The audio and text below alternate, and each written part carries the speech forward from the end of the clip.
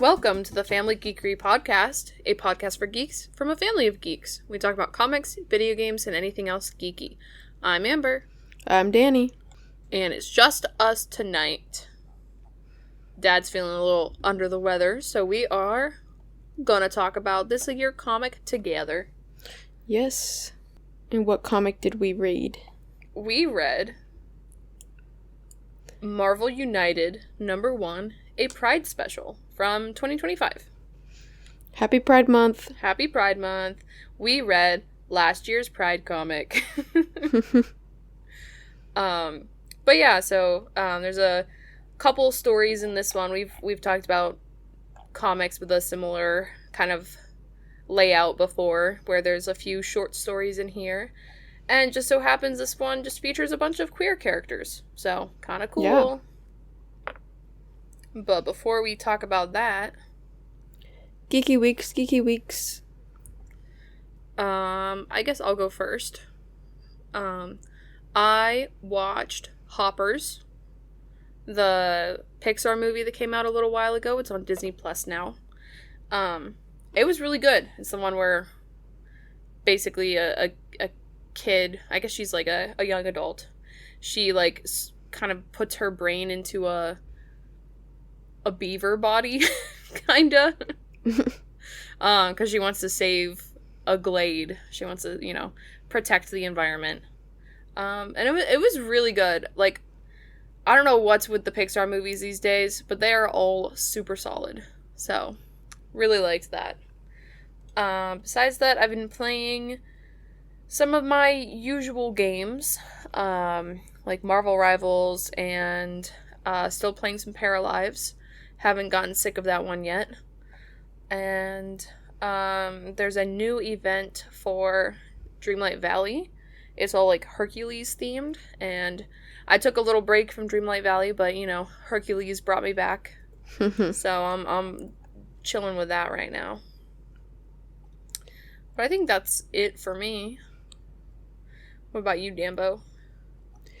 Well, I watched a rom-com called Along Came Polly with Ben Stiller and Jennifer Aniston. It was funny. Pretty good. Is that like an old one? Yeah, 2004. Whoa, so old. Yeah. Things from 2004, old, ancient.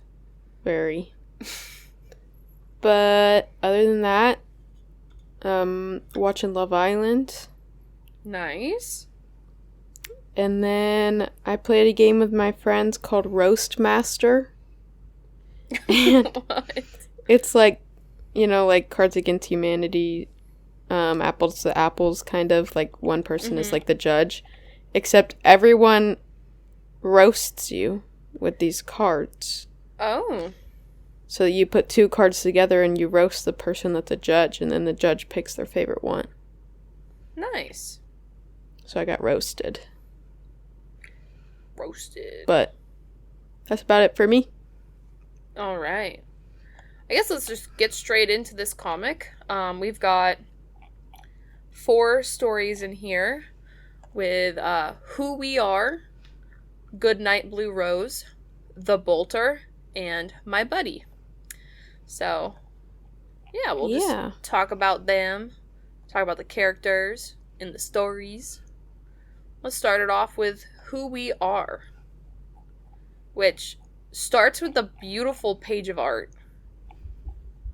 I just thought this thing was gorgeous. Right. The colors in this story were crazy. As if you didn't know this book was going to be gay. They just hit you with the full rainbow character right at the start. And rainbow text bubbles. Yeah. So you know what you're getting into. Gorgeous art. And then it contrasts that into this like crazy Nazi guy who is literally the like embodiment of hate. Hate monger. Yeah. So cool guy trying to spread his, hateful message across the world, but there's a plan to stop it. Because we've got a character I've never heard of, Escapade, in here. Mm-hmm.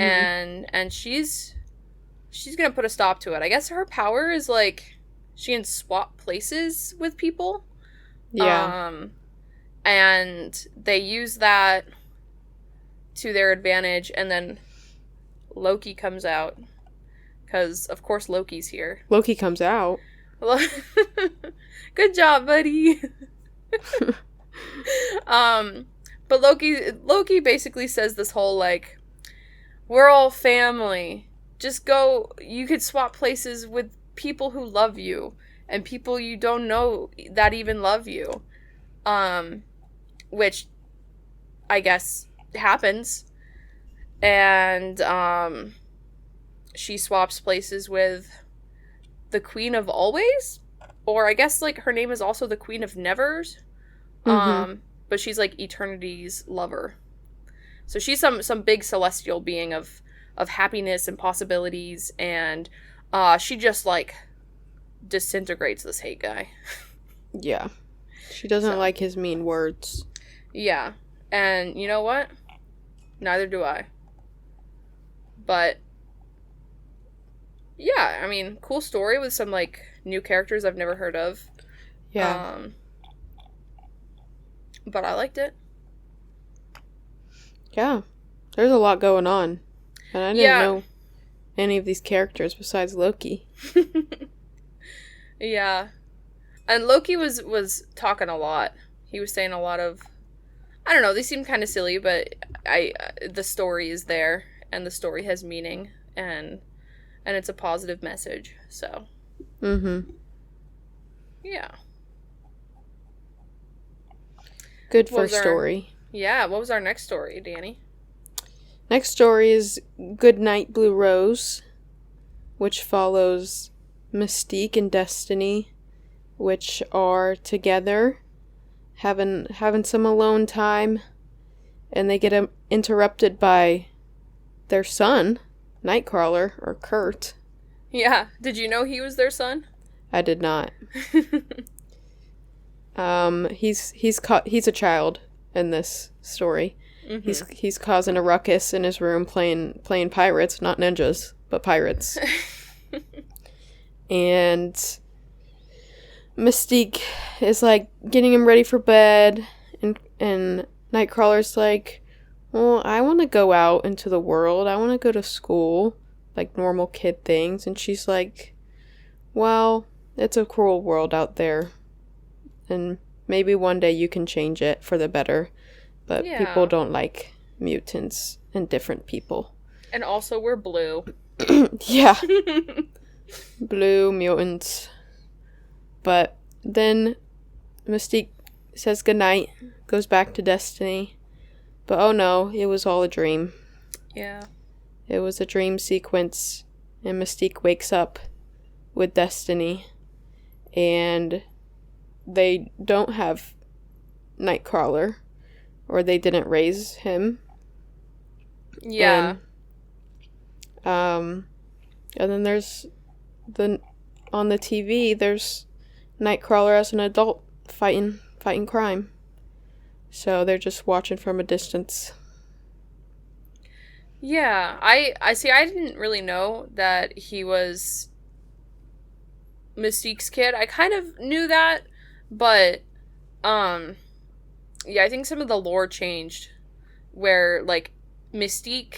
It used to be Mystique was the mom and Azazel was the father, which he was in the X-Men First Class movie. But then they retconned it more recently, where Mystique is the father and Destiny is the mother, because Mystique can shapeshift, so she like changed her genetics to be able to impregnate Destiny. So is Destiny a mutant? I don't know. I forget. All I know about Destiny is that she's Mystique's wife. That's all I know about her. She is a mutant. Okay, cool. But I liked the story because it was like a little sad, a little like, oh, we wish we could have raised our son. I don't know why they got rid of him. But he was, raised by like the circus and stuff.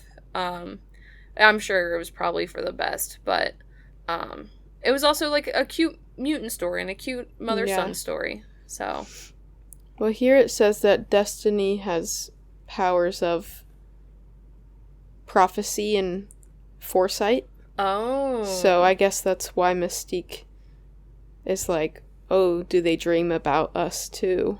And Destiny says that they do dream of them. Oh, that's sweet. So cute. Yeah. I love Nightcrawler, and seeing him as a little kid was so cute. I know that his little kid art was very cute. Of him being a pirate. Yeah. I really like that one. Yeah, I think that may have been my favorite out of this group of stories. Yeah. Our next story was, what do they call this one? The Bolter. Starring Sarah and Black Cat. Sarah is Angela's wife, Angela being like Thor's sister from the from the Spawniverse. I don't know, like not originally Marvel, but is now Marvel. So Angela's chilling in the Marvel universe with Sarah. And then we have Black Cat also in this story, and they're here trying to yoink this diamond, because of course Black Cat's trying to yoink a diamond. That's what she does. And Sarah is just kind of like on the run. I don't know, it confused me a little bit, but I think it makes more sense when you find out why she's running towards the end of this story. But they basically release this big bad guy, Despair, from the cube, or from the diamond, who shows them all their greatest regrets. And, classic, like, I don't know, Vision, like, fog. Right. You see a lot of this stuff in comics. So we see basically Sarah and Angela's relationship, and how Angela feels betrayed by her, and all of these awful things. But then we also see Black Cat's exes and all of her regrets, or things that they think they should be regretting, but they both realize that it's an illusion, and they get the big bad. They trap him back in the diamond. Yeah, they work together. Yeah. But at the end, they kind of bond, because they don't know each other. They just happen to be in the same place and happen to have, been attacked by the same guy.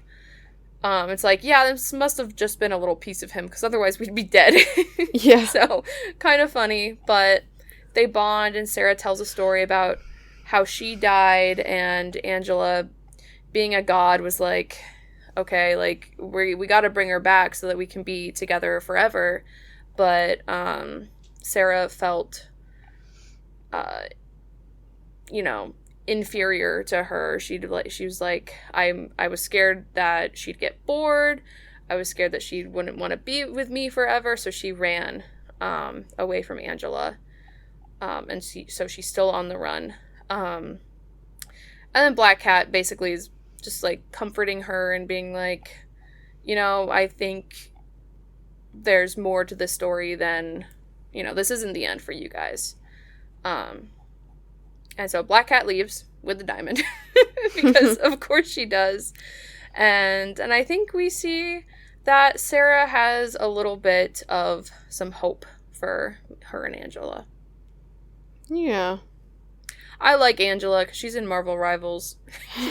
And she's fun.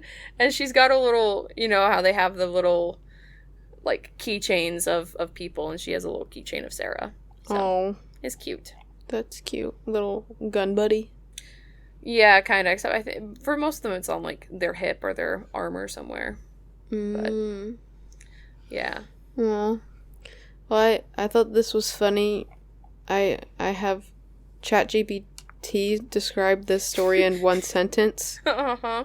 It says, this story is essentially a supernatural therapy session disguised as a heist adventure. Nice. I think is very accurate. They have a little heart-to-heart, but then Black Cat is like, I'm still getting this diamond. Right. Here's your advice, but this time it's mine. Yeah. But Black Cat's fun. She's like chaotic, and I don't know how she found this advice to give to Sarah, but she found it somewhere. Yep. And we've got one more story left. Last story is My Buddy, which is about Captain America and his buddy Arnie Roth. Mm-hmm. So it starts off back in 1939, and we got young Arnie, young Steve, and they're good friends, and eventually Arnie goes off, gets enlisted, and then we jump ahead to like the end of the war. Mm-hmm. And Steve is now Captain America, and they reunite, and Arnie's like, "Whoa, dude, you're big." What happened? He's like, "Yeah, I've been busy." But then they get attacked by some sea creatures. Hydro stuff. Yeah. And they end up fighting together. And, but yeah, and then... And Arnie basically knows immediately that Steve Rogers is Captain America because of the smell of his aftershave. Yeah, he's like, your aftershave is like, gross. It's awful. But yeah. But throughout the whole story, I think... I don't know if Arnie's trying to, like, confess his feelings to him or something. I think he's maybe has these feelings, but he doesn't... I don't know. At the time, it was, like, very taboo to, like, say anything. Because he kept being like, oh, I wanted to tell you something, and then they get interrupted. But, and they're, like, reminiscing about old times, being best buds, and... Yeah. And then it ends with Arnie passed away and Captain America's giving him an honor speech and honoring him. So. Yeah, he must have been out at some point as gay, I guess. Because Steve's saying, like, you know, they rejected his medals because of who he was. But now he's getting the honor that he deserves. Yeah. This says that Arnie was one of the first openly gay supporting characters back in the 1980s. Oh, wow. So I guess he was one of the first in the comics. Awesome. To be openly gay. That's cool. Good for Arnie. Good for them in the 80s, honestly. Yeah. And in one of the, like, at the end of the comic, they have all the Q&A things. Mm-hmm. One of the questions was, let's see, something like, did Arnie inspire, like, Bucky? And I think the answer was, like, oh, looking back. Or, like, not at first, but looking back, I think he definitely did. As, like, Captain America companion. Oh. See, I had never known about Arnie. I thought that it was always Bucky was with him. Yeah. But yeah, and it's cool they have, at this, like, ceremony that Steve is hosting, they have a lot of the characters that were featured in these stories, and a lot of the ones that were on, like, the cover. Because they had a lot of characters on the cover that are, like, I guess they're, like, popular queer characters, like Wiccan and Iceman and Hercules, who I think a lot of people know are, like, queer, or, like, they're, like, some of the more recent additions. But they had, like, some characters I don't even know, so it's cool. Yeah. One of these questions says, how does it feel that Arnie is still out here making an impact? And the author says, back then I wasn't really thinking that these stories would make an impact 40 years later. But as long as one person is touched by the story, it makes the whole career worthwhile. Oh, That's cute. that is really cute. So, good job, Arnie and the writers. Yeah. So, yeah, we got some sentimental stories, some action stories. I like what they did. They advertised at the end of this other, like, Pride covers that they were doing this year. And they have, like a rainbow of covers. Yeah. They have, like, red, orange, yellow, green, blue, purple, which is kind of cool. Oh, yeah, I see that. And I think they're doing something similar this year. I don't know if the Pride special for this year is out yet, but when it is yet out, I will probably pick it up and read it, because, you know, usually stories like this, they, or like books like this that are just like one-shots, they have really cool cover arts, like this one does. So, it's a nice addition to have. Yeah. And it introduces you to a bunch of characters you don't know. Like, I don't know who... What was her name? I almost said escargot. Escapade. Not Escapade. Yeah. Like, I've never heard of Escapade, but she's such a cool character. Yeah. And you get people like young Nightcrawler. I know. That's a gem out of this book. So yeah, unless you have anything else to say, I think that's gonna wrap it up for this week. Yeah. A little short one, but you know, we don't want to spoil the entire book. You got to get it yourselves. Mm-hmm. It's probably on Marvel Unlimited if you have it. And I think this book also mentioned that there's other like Pride stories in Marvel Unlimited that I think are like Marvel Unlimited exclusives. So, not sponsored, but we could be Marvel. Come on, hit us up.